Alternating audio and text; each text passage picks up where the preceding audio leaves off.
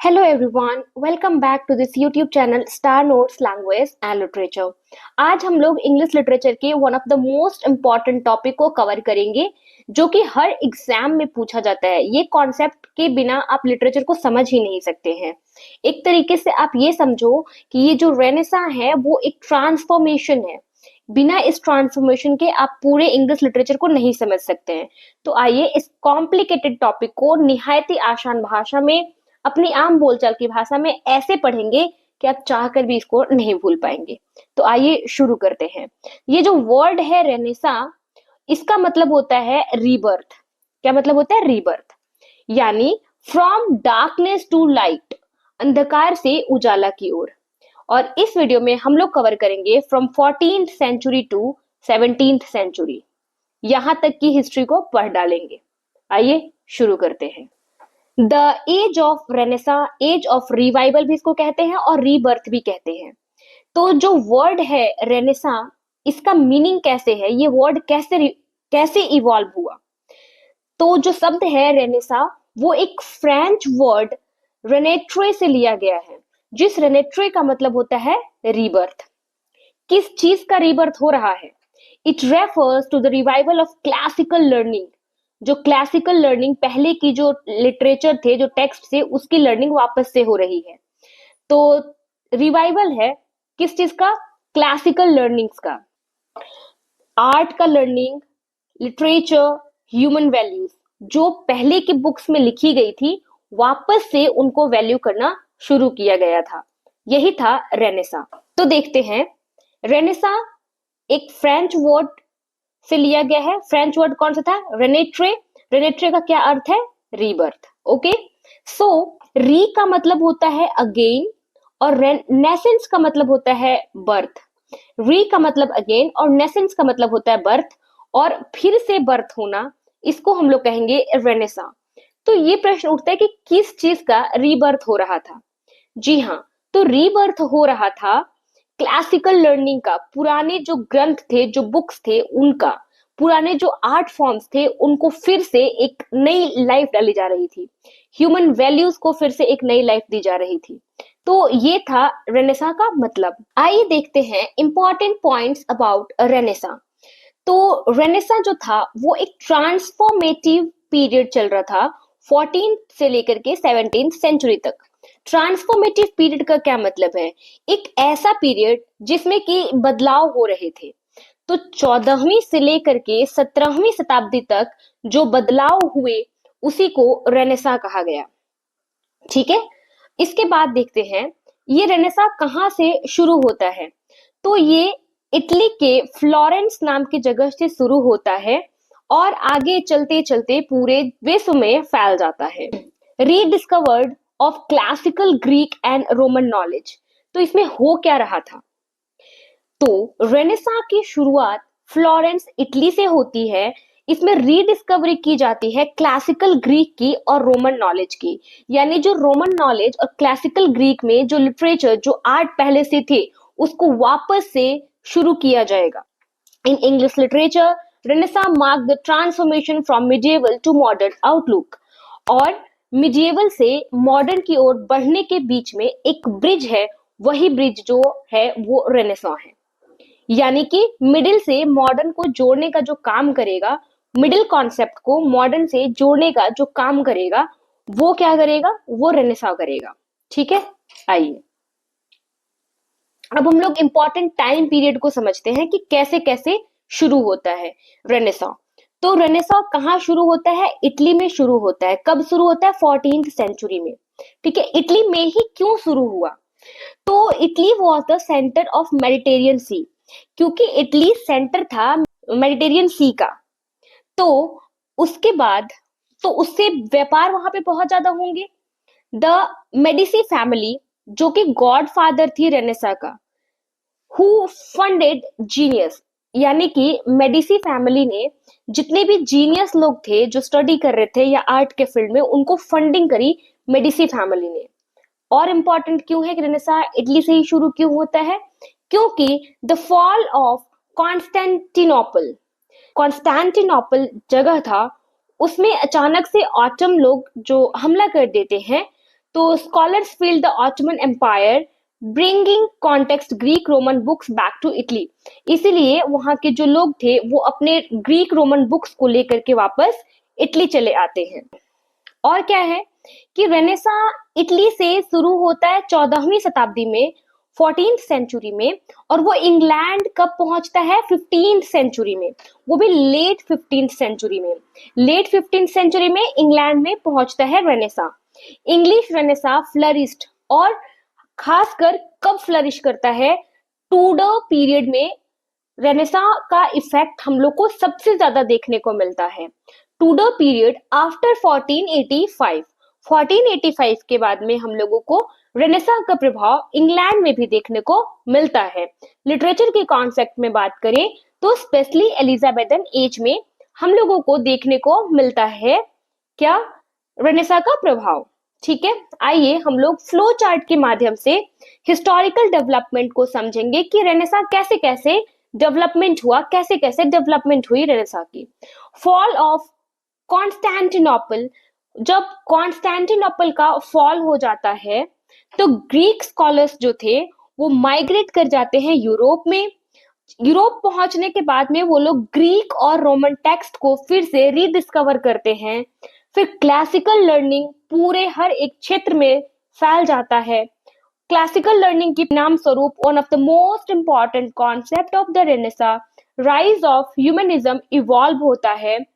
इसकी वजह से लोगों का थॉट, आर्ट और लिटरेचर सब कुछ चेंज होता है, और ये था रेनेसा का प्रभाव। इन सब को मिला जुला कर रेनेसा कहा गया।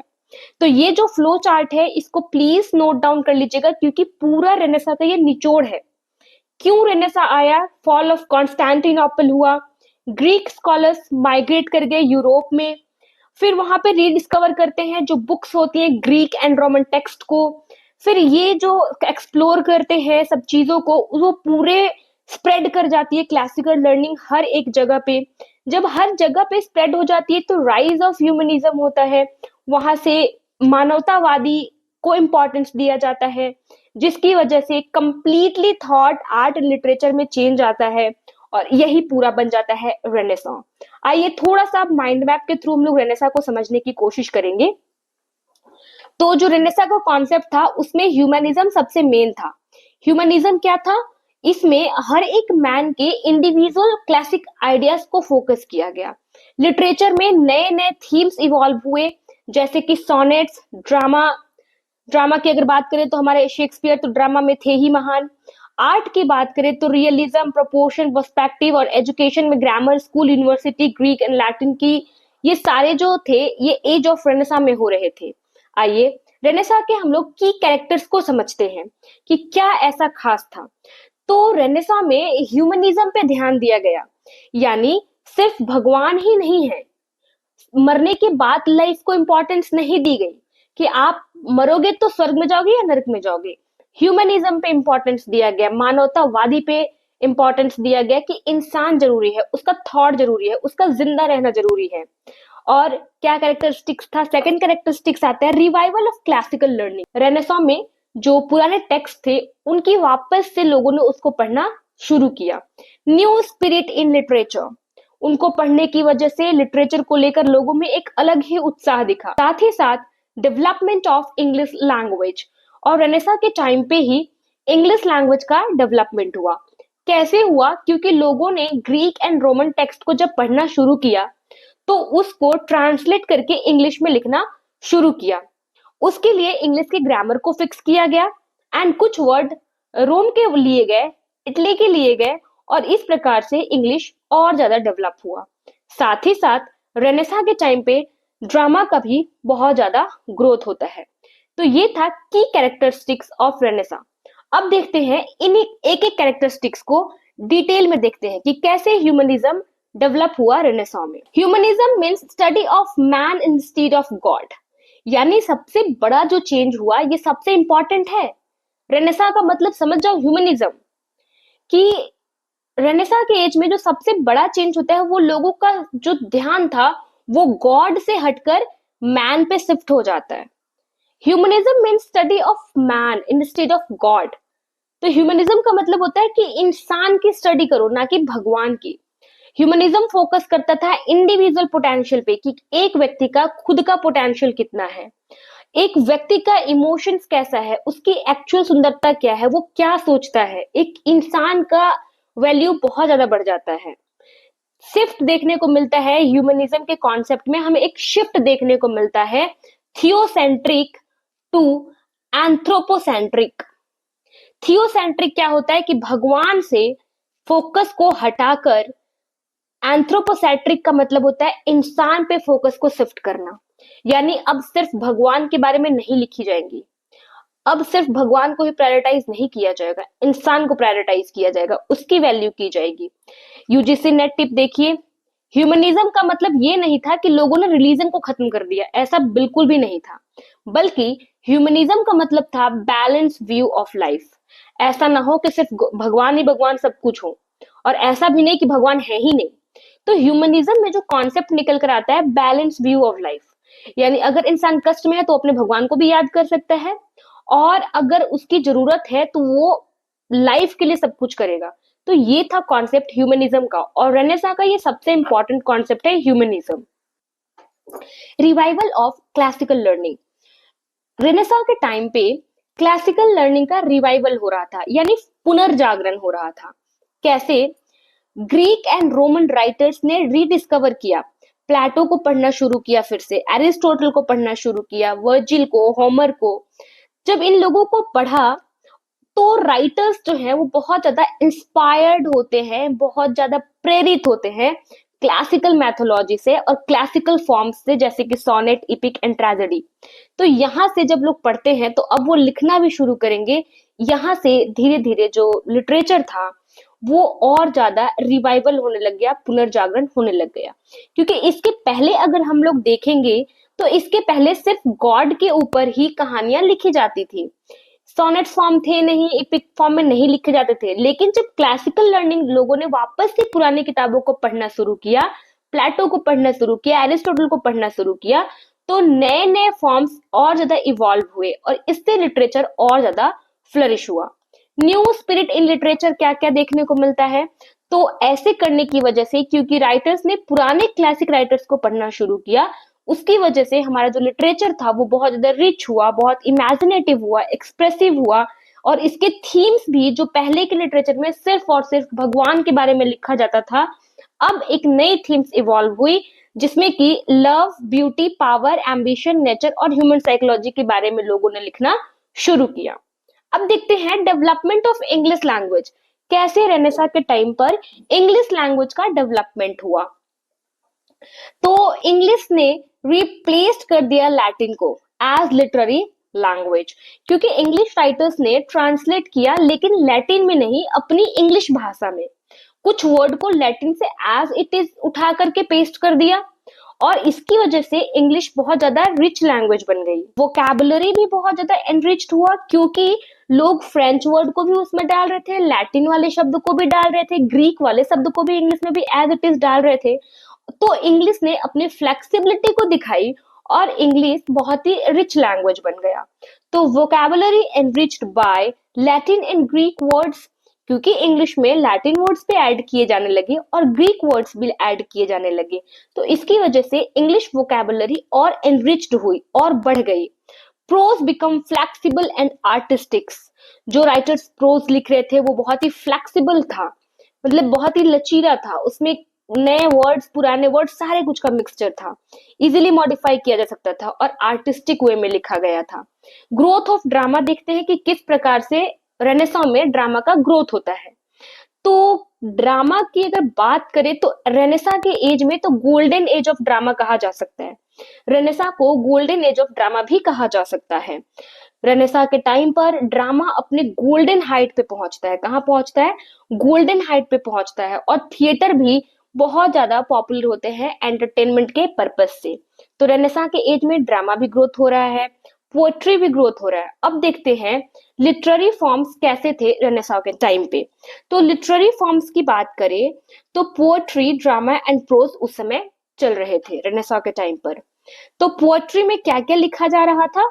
तो पोएट्री में लिखे जा रहे थे सोनेट्स, पोएट्री में लिखे जाते lyrics, pastoral poetry and narrative poems. ये सारी चीजों को ड्रामा में क्या लिखा जा रहा था? तो ड्रामा में लिखा जा रहा था tragedy, comedy and history place. Drama में क्या लिखा जा रहा था? ट्रेजेडी लिखी जा रही थी, कॉमेडी लिखी जा रही थी एंड हिस्ट्री प्लेस लिखे जा रहे थे। प्रोज में क्या लिखे जा रहे थे?